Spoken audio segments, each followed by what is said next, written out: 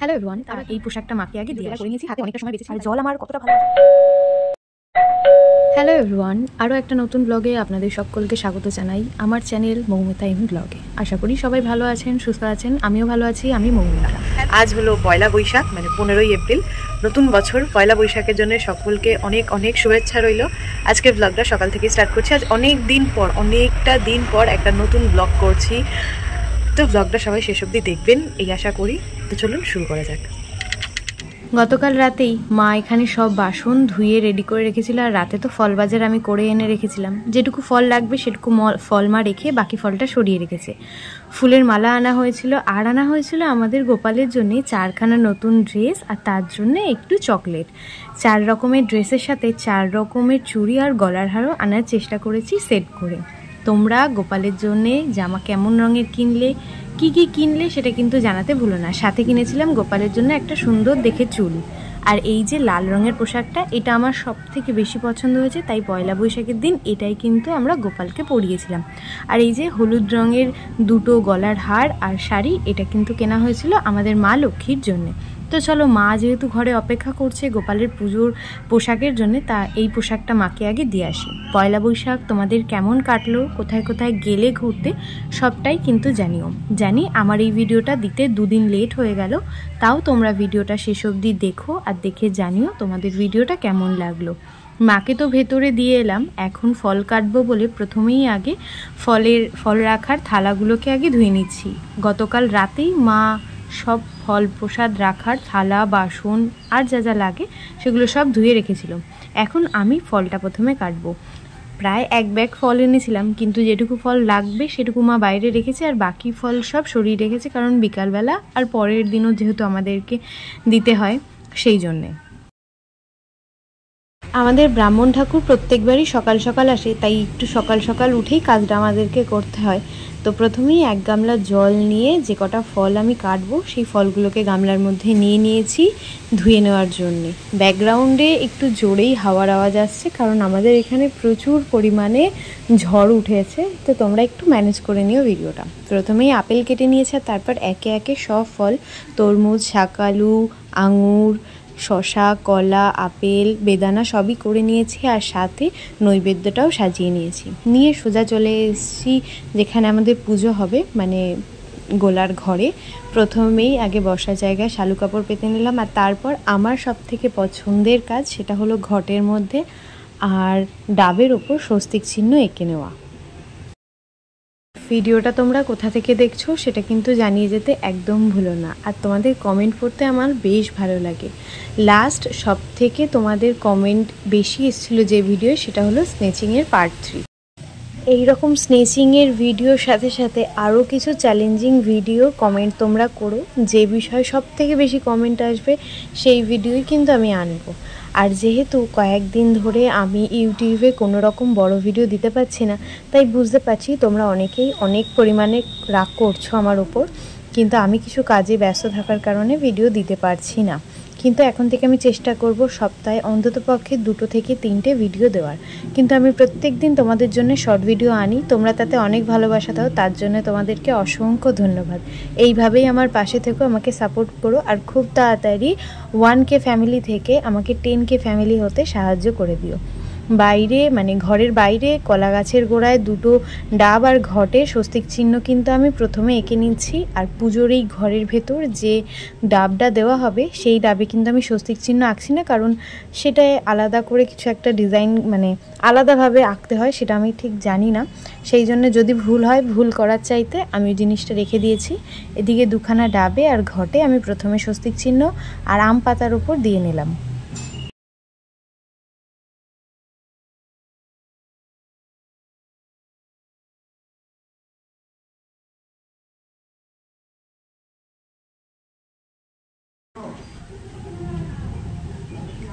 এখন ঠাকুরকে সিংহাসনের ওপর বসিয়ে নেব। এবছর মা বলেছিল ঠাকুরের মূর্তি যেন একটু গোলাপি গোলাপি রঙের হয়, তাহলে কিন্তু দেখতে বেশ সুন্দর লাগবে। প্রত্যেক বছরই গোলাপি সাদা এর মধ্যে আনা হয়, কিন্তু এবার মা বলেছিল একদমই গোলাপি আনতে, তাই একদম অন্য ধরনের গোলাপি রঙের ঠাকুরের মূর্তি আনা হয়েছে, যেটা দেখতেও খুব সুন্দর লাগছিল। তাই এখানে ঠাকুরকে প্রথমে বসিয়ে নিয়েছি, আর তারপর দুটো সুন্দর সবুজ সবুজ রঙের কিউট কিউট মালা নিয়ে এসেছিলাম, সেই মালা দুটো পরিয়ে নিলাম।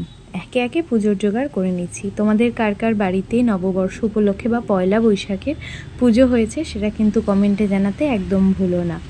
এরপর মা কিন্তু আশেপাশে কাজ করেই যাচ্ছে, আর আমি বসেছিলাম আলপনা দিতে। বাংলা বছরের শুরু বা পয়লা বৈশাখের পুজো হোক কিংবা বুদ্ধ পূর্ণিমা বা অক্ষয় তৃতীয়া, সব ক্ষেত্রেই আমরা গণেশ লক্ষ্মীর পুজো করে থাকি। সেই জন্যে মা লক্ষ্মীর পুজো হবে বলে আলপনাতে আমি একটুখানি ধানের ছড়া রাখার চেষ্টা করলাম। ভেতরের আলপনা দেওয়া হয়ে গেছে, এখন করব বাইরের আলপনা। বাইরের আলপনা একদমই সিম্পলের মধ্যে খুবই তাড়াতাড়ি কাজ করে নিচ্ছি, যেহেতু আমাদের ব্রাহ্মণ ঠাকুর খুবই তাড়াতাড়ি আসবে। তো ভেতরের কাজ মোটামুটি সবই হয়ে গেছে। এখানে মা আর কিছু কিছু জিনিস বাকি ছিল থালার মধ্যে দশকর্মা, সেগুলো সব রেডি করে নিচ্ছে। আর পয়লা বৈশাখের সব থেকে প্রথম কাজ হলো নতুন পোশাক পরা। পুজোর জোগাড় করে নিয়েছি, হাতে অনেকটা সময় বেঁচেছিল, তাই মায়ের দেওয়া এই নতুন শাড়িটা আমি পরে নিয়েছি। আর যেগুলো নরম নরম অংশগুলো হচ্ছে মাংস। তোমাদেরকে বলেছিলাম যে আমি মিশো থেকে নতুন শাড়ি মানে প্রথমবার শাড়ি অর্ডার করেছি। তো শাড়িটা কেমন এসেছে সেটা অবশ্যই পরে কোনো একটা ভিডিওয় তোমাদের সাথে শেয়ার করব। যদি তোমরা জানতে চাও তো সেটা অবশ্যই কমেন্টে জানিও। আর এই চুড়িটা যেটা আমি হাতে পরেছি সেটা আমার বোন আমাকে মেলা থেকে এনে দিয়েছিল। তো এই শাড়ির সাথে রঙটা পুরো ম্যাচ হয়ে গেছে, আর সেটাই আমি পরে নিয়েছি। আমার নববর্ষের লুকটা তো তোমরা দেখলে, কেমন লাগছে জানাতে একদম ভুলো না। কথা বলতে বলতে অনেকক্ষণ আগেই কিন্তু আমাদের ব্রাহ্মণ ঠাকুর চলে এসেছে এবং তিনি পুজোর কাজ শুরুও করে দিয়েছেন। প্রথমেই ডাবের ওপর যেভাবে স্বস্তিক চিহ্ন আঁকতে হয়, মানে স্বস্তিক চিহ্ন তো আঁকতে হয় না, সিঁদুর দিয়ে যেভাবে আঁকতে হয় সেটা এঁকে নিলেন এবং আমাকে আর আমার মাকে শিখিয়ে দিলেন যে কি করতে হয়।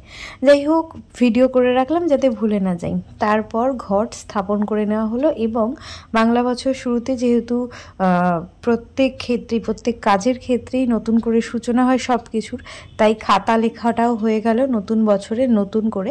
এখন পুজো শুরু হয়েছে, পুজোটা হবে।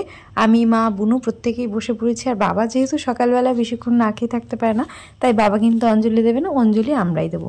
তোমাদের কার কার বাড়িতে পয়লা বৈশাখের পুজো হলো সেটা কিন্তু কমেন্টে জানাতে একদম ভুলো না।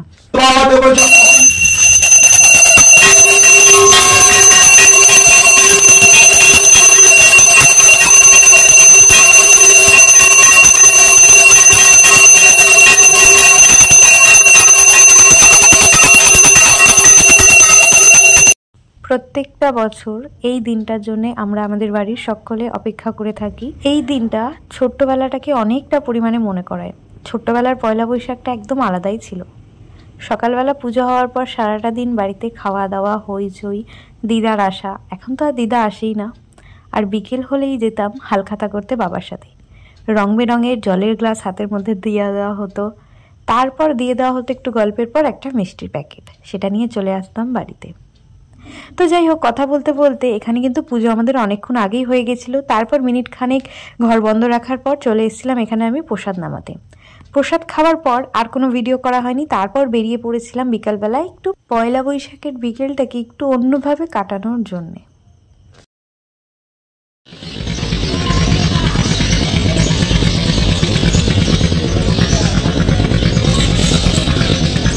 সকালবেলার কাজ ছেড়ে পয়লা বৈশাখে চলে এসেছি বিকালবেলা একটু ঘুরতে। তোমরা হয়তো এই জায়গাটা চেনো, খুব কদিন আগে আমি এসেছিলাম।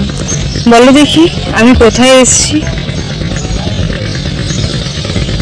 জায়গাটা এসে মনটা একবারে শান্ত হয়ে গেল। প্রায় মাসখানেক আগে থেকে আমি আর আমার বান্ধবী দুজন মিলেই চিন্তা ভাবনা করছিলাম কোথাও একটা যাব, কিন্তু কোথায় যাব সেটা আর ঠিক করতে পারিনি। অনেক দূর দূরান্তের জায়গার কথা আমরা চিন্তা ভাবনা অবশেষে আমরা চলে এলাম এখানে। মানে ভাবনা চিন্তাও করিনি যে আমরা এখানেই যাব, বললাম চল বেরোই, তো চলে এলাম এখানে। আর জল আমার কতটা ভালোবাসা সেটা তোমরা যারা কম বেশি আমাকে চেনো তারা অবশ্যই জানবে। আমার অনেক ভিডিওতে আমি বলেছি এই পুকুর, নদী, নালা, জল আমার এত ভালো লাগে, এত জল দেখতে যে আমার চোখ মনে হয় শান্তি পায়। যাই হোক, তারপর অনেকটা বিকেল এসেছিলাম আর অনেকটা সন্ধে টাইম কাটিয়ে তারপর এখান থেকে আমরা বাড়ি গেছি। ফেরার পথে এই ফুলের স্টিকটা আমার দেখে খুব পছন্দ হয়েছিল, আর সেই ফুলের স্টিকটা কিন্তু আমি কিনে নিই। তোমরা কিন্তু অবশ্যই জানিও ফুলের স্টিকটা দেখতে কেমন লাগে। ফেরার পথে বেনিমাধবতলায় মহাদেবের সাথে দেখা করে চলে এসেছি সোজা বোনের জন্য মিও আমারে কেক নিতে। 3 থেকে 4টে ফ্লেভারের কেক বুনুর জন্য নিয়েছিলাম। আর তারপর আমরা কিছু খাওয়া দাওয়া করে নিয়েছিলাম নববর্ষ বলে। প্রথমেই খেয়েছিলাম ঘুগনি, আর তারপর মিও আমরের থেকে খেয়েছিলাম ভেজ প্যাটিস, আর যেখানে আমাদেরকে দেওয়া হয়েছিল ওয়েলকাম ড্রিঙ্কস, আর শেষে ছিল আলু কাবলি। ভিডিওটা ভালো লাগলে অবশ্যই কমেন্টে জানিয়ে যাবেন। লাইক শেয়ার সাবস্ক্রাইব নাও। নেক্সট ভিডিও দেখা হবে। Thanks for watching.